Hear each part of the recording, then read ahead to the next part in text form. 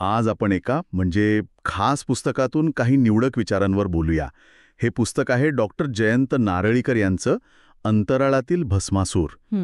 Doctor Narlikar स्वतः मोठे शास्त्रज्ञ आहेत, त्यामुळे त्यांच्या विज्ञान कथांमध्ये काय म्हणतात त्याला शास्त्रीय अचूकता आणि कल्पनाशक्तीचा एक जबरदस्त मेळ दिसतो. अगदी खरंय. आज आपण याच अनोख्या संगमाचा अनुभव घेऊया. हो, नक्कीच.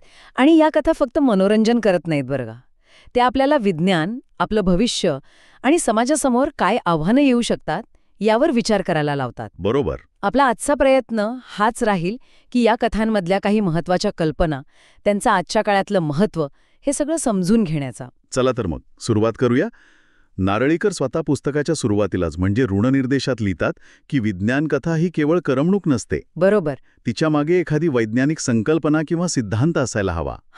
त्यांनी फ्रेड हॉयल आणि आर्थर सी क्लार्क यांच्यासारख्या मोठ्या लेखकांकडून प्रेरणा घेतल्याचंही कबूल केलंय. हे महत्वाचं आहे ना?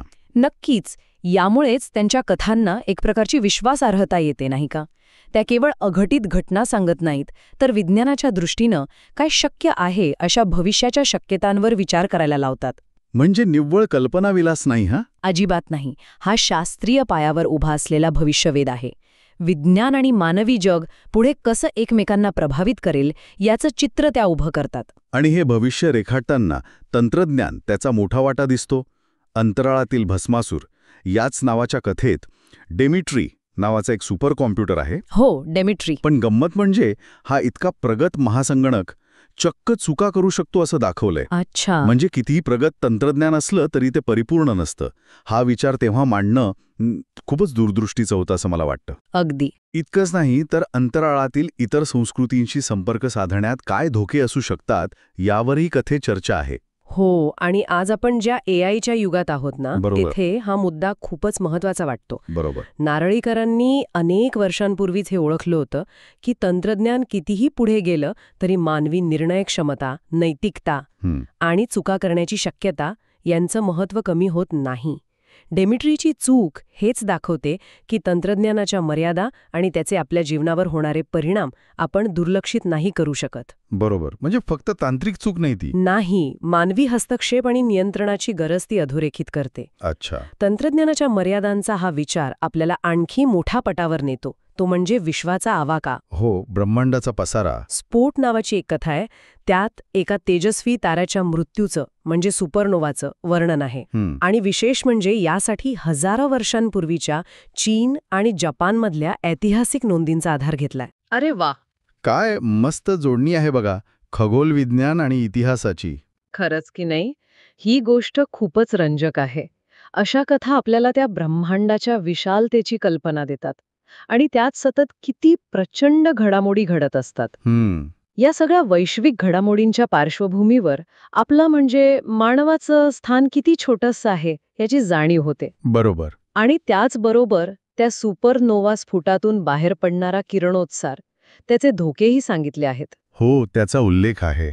म्हणजे भविष्यात जर मानवाने अंतराळात वसाहती करायचं ठरवलं तर अशा नैसर्गिक धोक्यांचा सामना कसा करायचा याचा विचार करायला ही कथा भाग पाडते. आणि फक्त अंतराळातलेच धोके नाहीत, तर पृथ्वीवर येऊ शकणाऱ्या संकटांची चाहूल पण या कथा देतात. अच्छा. हो, हिमप्रलय नावाची कथा आहे. त्यात मुंबईसारख्या शहरात अचानक बर्फ पडायला लागतो आणि एक नवीन हिमयुग येतं. अरे बापरे, मुंबईत बर्फवृष्टी? हो, म्हणजे अशी टोकाची नैसर्गिक संकटं पृथ्वीवर येऊ शकतात आणि अशा परिस्थितीत मानवी समाज कसा वागेल याची कल्पना केली आहे त्यांनी. हे खूप महत्वाचं आहे. विज्ञान कथा म्हणजे एक प्रकारे काय म्हणतात त्याला, संभाव्य भविष्यकालीन संकटांसाठीची वैचारिक प्रयोगशाळा असते. अगदी. आज आपण हवामान बदलाच्या परिणामांबद्दल इतकं बोलतो. हो. नारळीकरांनी दशकांपूर्वीच अशा अचानक आणि तीव्र नैसर्गिक आपत्तींचं चित्र रेखाटलं होतं. इतकंच नाही तर अथेन्सचा प्लेग सारख्या कथेतून त्यांनी भूतकाळातल्या साथीच्या रोगांचा आधार घेतलाय आणि भविष्यातल्या आरोग्य संकटांची शक्यता पण सूचित केली आहे. म्हणजे भूतकाळातील घटना आणि वैज्ञानिक शक्यता वापरून भविष्याचा वेध घेणं. बरोबर. हेच त्यांच्या कथांचं मोठं सामर्थ्य आहे. तर एकंदरीत पाहिलं तर डॉक्टर जयंत नारळीकरांच्या या कथा केवळ विज्ञानाचे सिद्धांत सोप्या आणि रंजक पद्धतीने सांगत नाहीत. नाही, त्याहून बरंच काही येतात. त्या आपल्याला तंत्रज्ञानाच्या भविष्याबद्दल, विश्वातल्या आपल्या स्थानाबद्दल, मानवी अस्तित्वासमोरील आव्हानांबद्दल गंभीरपणे विचार करायला लावतात. अगदी. विज्ञानाची अचूकता आणि कल्पनेची भरारी यांचा हा मिलाप खरंच प्रभावी आहे. आणि जाता जाता एक विचार मनात येतो.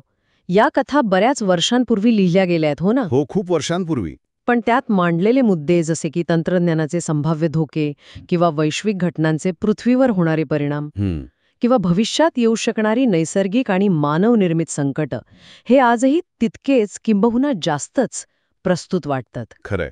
मग प्रश्न पडतो की या काल्पनिक कथांमधून निर्माण होणारे प्रश्न आपल्याला आपल्या खऱ्या भविष्याला सामोरं जाण्यासाठी काहीतरी शिकवून जातात का? विचार करण्यासारखा मुद्दा आहे हा. नक्कीच. यावर विचार करायला हरकत नाही.